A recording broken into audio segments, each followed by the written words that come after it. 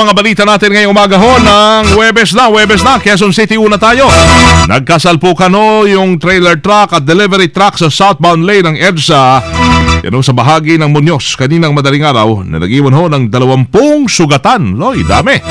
May kargang backhoe ang trailer truck. Abang puno naman ho ng isda yung delivery truck nang ito ay magbanggaan. Pa-U-turn na sana yung 10-wheeler truck sa northbound lane nang masalpok naman sa likod ng delivery truck na biyaheng Pasig. Tumagilid ang delivery truck at nagkalat ho sa kalsada yung mga kargang isda. Sinasabing overloaded ho yung delivery truck kung saan may 15 nakasakay sa tuktok ho ng truck at 3 yung nasa harapan. Sa lakas ng impact, naipit ho yung ilan sa mga ito habang tumilapon naman mula sa ibabaw yung iba. Ginagamot ho ngayon sa Quezon City General Hospital ang mga sugatang pasahero ng delivery truck.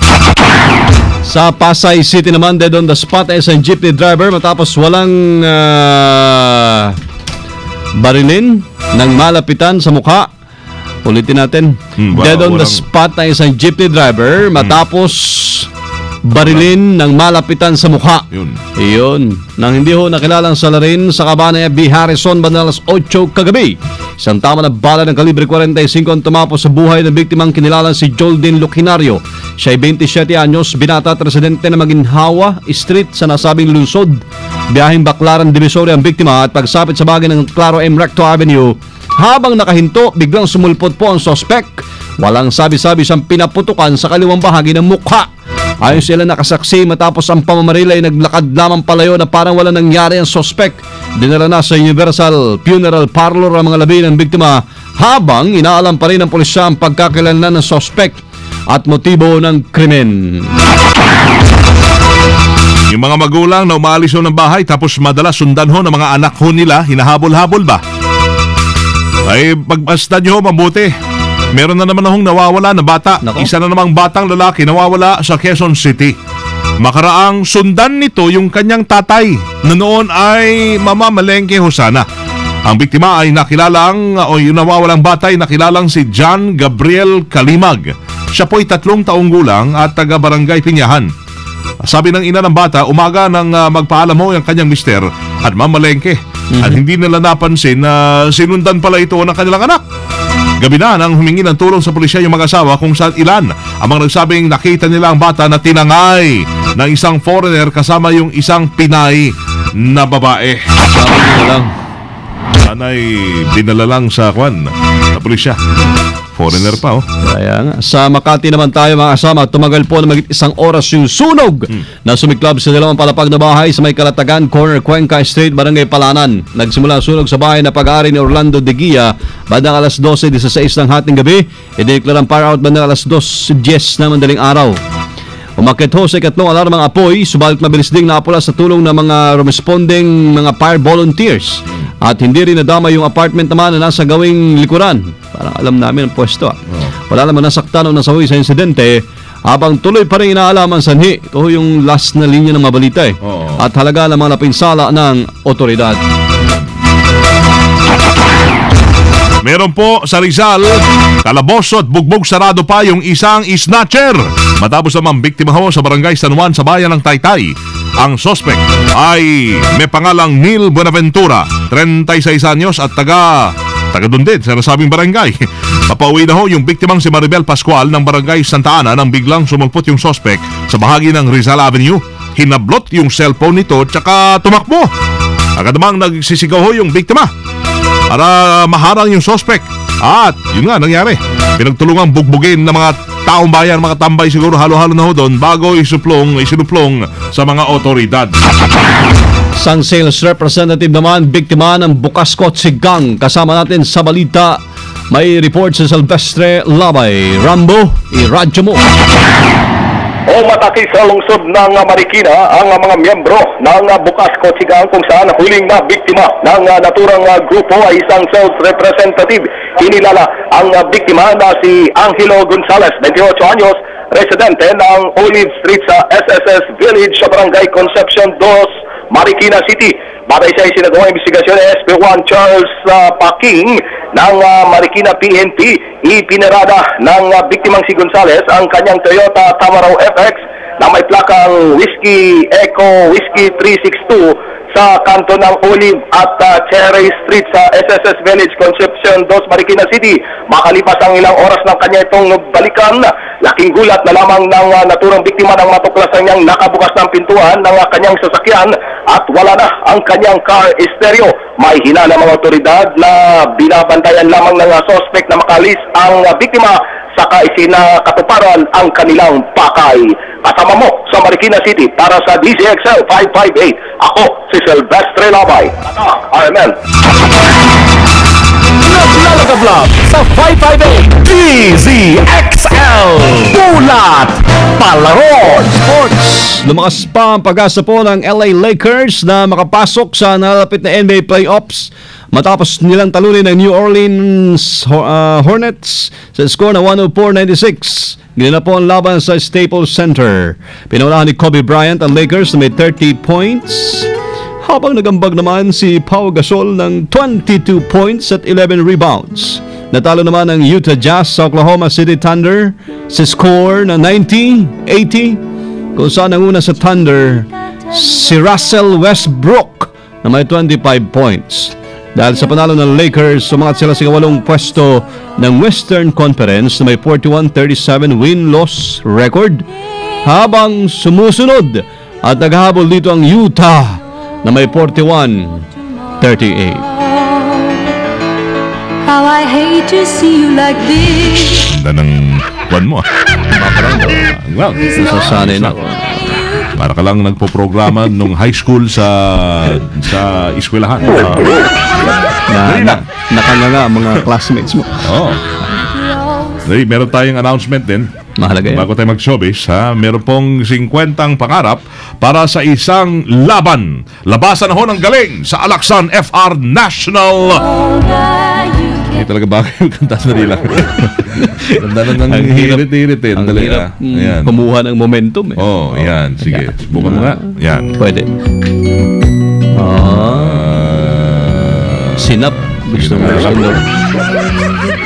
Alaksan FR National Cup Finals. Camp Finals. 50 ulang background, 50 aspiring basketball players na pinili mismo ng mga basketball legends na kinabibilangan ni na Oberas, Barrientos, Codinera, Patrimonio, Magsanok, Lastimosa at Paras ang maglalaban-laban upang maituloy ang kanilang pangarap na maging basketball star. Yan, ito po ang 100% tagisa ng sipag, determinasyon at pagpupursige. Sagot nila ho yung sipag, sagot ng Alaksan FR ang aray. For more details, visit www.facebook.com/Alaksan Fast Release. DZXL Showbiz Balita. Hello everybody and everywhere. Good morning to you all. It's me, Lolly Papa Rappa Pop, Lolly Pop. Sometimes I wanna Yan ang gusto ko. But timing. I have a letter. Hey, ha? Oo. Letter. Nagmamadali kasi nag-jogging pa daw siya. A letter ay may slowly is about somebody na malaki ngayon. Sabi nitong si somebody, Dear Lolly, kinakarir ko ngayon, Lolly, yung pagbabawas ng aking timbang. Desididong-desidido ako na magpapayat dahil naghahanda ako na maging active muli sa aking karir sa showbiz. Kanta mo na yan. Everybody yan. Okay. Alright, mga adik dyan. Paborito to. Rock, baby. Yung katabaan ko, Lolly, ngayon ang dahilan kung bakit ayaw ko munang tumanggap ng mga shows. Dahil wala namang magbibigay din sa akin ng mga show ngayon dahil nga sa aking laki. Aminado ako na nagmumukha akong awkward. Yung itsura ko sa screen. Lalo na sa aking yung aking bilbil. Pero I deny na depressed ako, ha? I deny that. I am not depressed.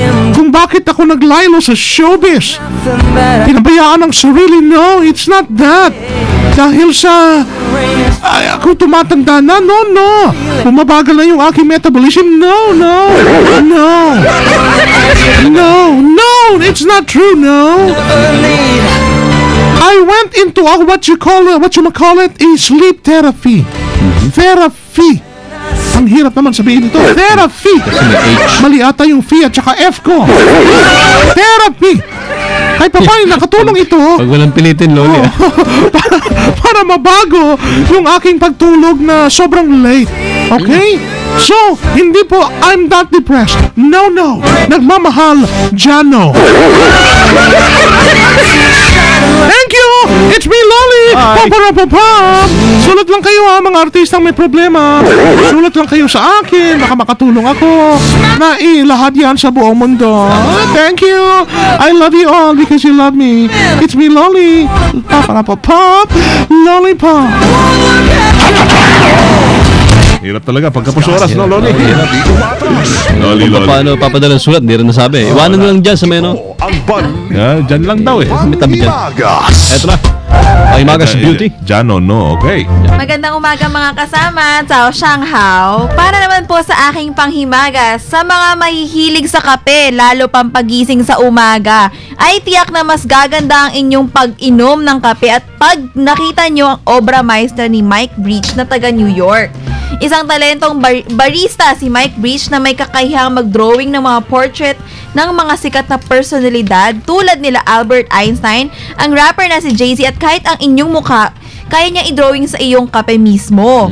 Nag-umpisa raw ito nang siya'y walang magawa sa kanyang trabaho sa hotel at nalilibutan siya ng mga kape at toothpick. Ang toothpick ang pinaka-ginamit niya pang drawing ng mga portrait sa kape. Noong una ay mga simpleng drawing lang ang kanyang nagagawa. Hanggang sa na-practice niya ng husto ang kanyang art at natuto na rin siya mag-drawing ng mga mukha sa kape. Kaya ko lang dyan. Heart. Kaya mo mag-heart? Sa kape? Anong gamit mo, kamay? Or Gatas. pang-drawing? Kasi baswing na mahala dyan. Pang-drawing. Ano nga ba ang mga benefits ng mga kape, mga kasama? Ayon sa mga research, ito ay nagpapatibay ng ating buto at nakakatulong na makaiwas sa cancer sa ating katawan. Kahit ganun pa man ay hinahinay pa rin sa pag-inom. Minsan kasi huwag din tayong sobra kung uminom. Baka manervyos tayo. Tama. Dahil dyan, bibigyan kita ng James Coffee, ha? Oh, sige. Ano yan? 7-in-1. Ay, alam ba pa? 5-in-1. 5-in-1. Sobra pala yun sa akin. At yan po ang balitang panghimagas kan DZXL Sinwon, Chong Sin, Washer, Phoebe, Tatak, Armen. Salamat, ha, PB. Eto na ho kami, mga sexy. Alis na. So sexy. So sexy. Ay, hindi pa pala tayo. Meron pa pala. XL. Bulat. Trap. Ay, sorry. Muntik na. May! Ay, magandang umaga sa mga Meron pa pala. Weng. Yan pala si Rambo. At least nakikinig niyo tayo ngayon. Oo, siyempre naman, lagi pinapakinggan ka mga Buddy at Weng. Ang kahabaan ng Commonwealth Avenue, ikaw ay galing sa Pelcoa. Yung mga motorista natin galing sa Pelcoa, patungo naman sa bahagi ng Sandigan Bayan, patungong Fairview, ay panayad po ang usad ng mga sasakyan dahil takot sila. May mga MMDA kasi na nakabantay sa kanila, 60 km per hour ang takbo dyan, no? Kaya't daan-daan lang yung mga motorista. Pero pag lampas dyan sa Sandigan Bayan, bagyang bumabagal ang usad ng mga sasakyan. Parang inaalon, Ang linya naman. Maalon. Yes, kasama nga, Weng. Hindi, parang maalon yung signal. Oo, tuloy lang, sige lang. Maalon talaga eh. Maalon talaga yung dagat ngayon. So, maalon-alon lang kasama nga Weng at Buddy. Pero pagka lampas dyan ay bahagyang bumabagal. Sa kabilang linya, kung patungo naman sa bahagi ng EDSA kasama nga Buddy at Weng, ay banayad ang usad hanggang mabagal. Lalo na pagdating sa Pelcoa hanggang Elliptical Road ay bumabagal ang usad ng mga sasakyan. And the motto for today by... Ang motto for today kasama nga Weng at Buddy sa ating mga motorista at nakikinig ngayon. Think twice. Think twice before you speak because your words and influence will plant the seed of either success or failure in the mind of another. Yan, bagay sa mga nangangampanya ngayon. Sa mga chismosa. Sige, Tagalogs ba? Tagalogs, kasamang Bari at Wen, mag-isip ng mabuti bago magsalita dahil ang iyong mga salita at impluensya ay maaring maging simula ng tagumpay o kabiguan sa isipan ng iba. Galing talaga nitong si Rambo Labay. Oo. Walang kapantay. At saka walang binabasa. Oo, talaga. Galing yan mismo sa kanya. Gawa-gawa niya yan lahat. From the heart. Oo, from the heart and mind. Baka manlibre kasi. Sige lang. Okay na. Bye. Ganyan. Thank you, bye. Thank you very much, kasamang Weng at Buddy. At sa ating mga kasaman sa hanap buhay mula kaliwa hanggang dulo ay nakikinig kasama mo sa kahabaan ng Commonwealth Avenue para sa DZXL. Ako, si Sylvester Labay. Amen. Nawala tuloy. Kaliwa kanan dikta. Nawindang ka tuloy. Nawala yung lalalala mo. So sexy. So sexy. Saka yung Achuari Wap Boys, nawala rin. Hinayang sila. Paano? Wala muna mga sexy. Alis na muna kami. Sige, Ha? alis muna. Hanggang mamaya tanghali. Dire-diretso mga naglalagablabo ng mga balitang tatak araben ang inyong napakinggan. Dito lamang sa DZXL 558. Ngayon po umaga mga kasama ng Webes, Abril 11, 2013. Sama nyo sa serbisyo publiko from the city of Zamboanga, Luceres Primo Hermano, Weng de la Peña. From the province of Occidental Mindoro, mabuhay. Ako si Buddy Obera. Kami hoy, Tatak RMN. Naglalagablab na mga balita. Sumayin niyo ang 15 minutong kalipunan ng mga pinakahuling